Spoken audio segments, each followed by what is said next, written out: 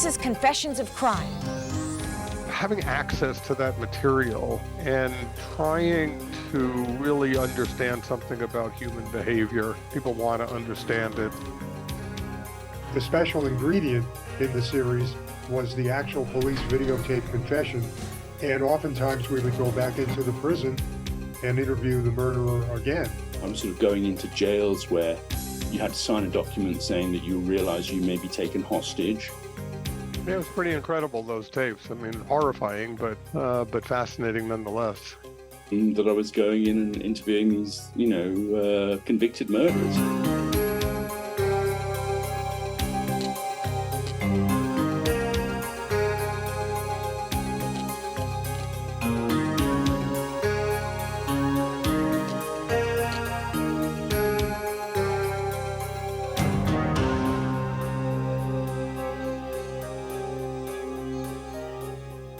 Adam Taylor and I had just formed a production company after executive producing a TV movie called The Queen of Mean with Suzanne Plachette.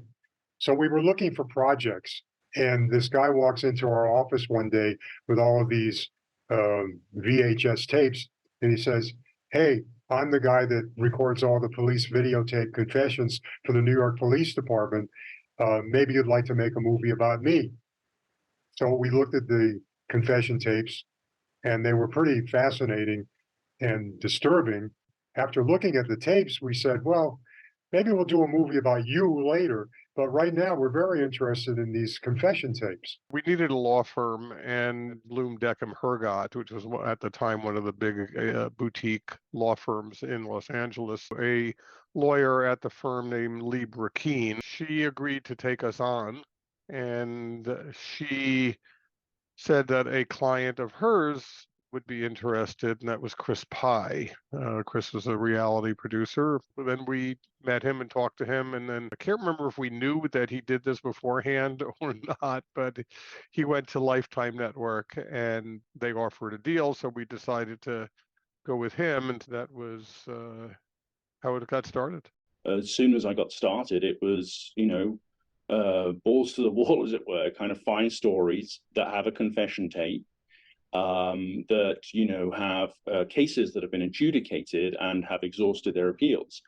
And so, this is back when the internet really wasn't around.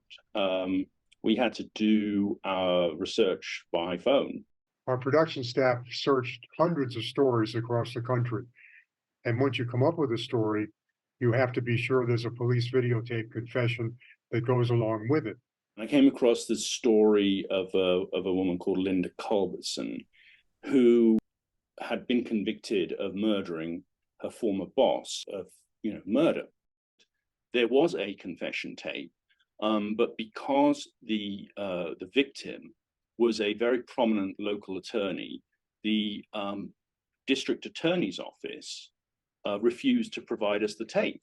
And so Gary Bernstein, who was my boss and the senior producer, rightly made a point of saying, well, we should pursue this because the tape was admitted into evidence and is therefore part of the public domain. And so we're being denied our constitutional rights to have access to this.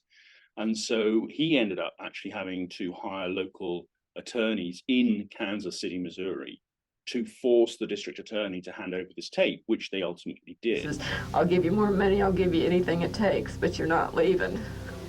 And the man thinks and thought he owned me.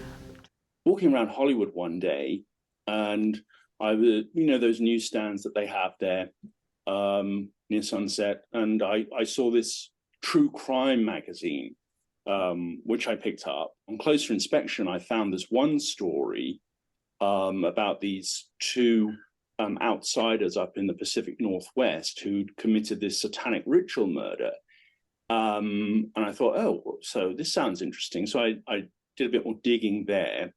And I found that Don Bond, who was the detective from Springfield Police who had investigated this case, had filmed a confession tape. And it wasn't just a confession tape. It was a chilling reenactment of the actual murder.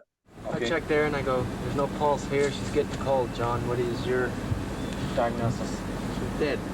Okay. I was like, the fucking bitch is dead. What are we Okay. gonna do? Once the story was chosen, Chris Pye jumped in and really shaped and molded it. I really liked Chris. He was very educated and intellectual and was able to apply those things to what he was doing. Chris was a great storyteller, and in 22 minutes of program time would make it dramatic and really digestible, understandable, and with a moral. If there's a lesson in all this, it must be that emotions are not to be toyed with, that passion can be a weapon, and that those who use love to further their own ends may find its arrow holds a poisonous tip. Our host, Teresa Saldana, was herself the victim of a violent crime, so she was really more than just a commentator. I'm Teresa Saldana. Join me again next time for a unique look inside the criminal mind on Confessions of Crime. I think one of the important contributions, though, that it did make is that the idea of having access to that material and trying to really understand something about human behavior because of the examination of extreme acts is something, firstly, it's always fascinating to people. What made Jones and Rose into killers? Was it simply an evil streak? Was it a callous disregard for society's rules? Or was it a belief in the power of the occult? It was just sort of this whole journey of discovery for me, meeting some of these people behind these huge stories that I found fascinating. I wanted to kill those guys, I wanted to maim those guys, I wanted to make them suffer in every way I could.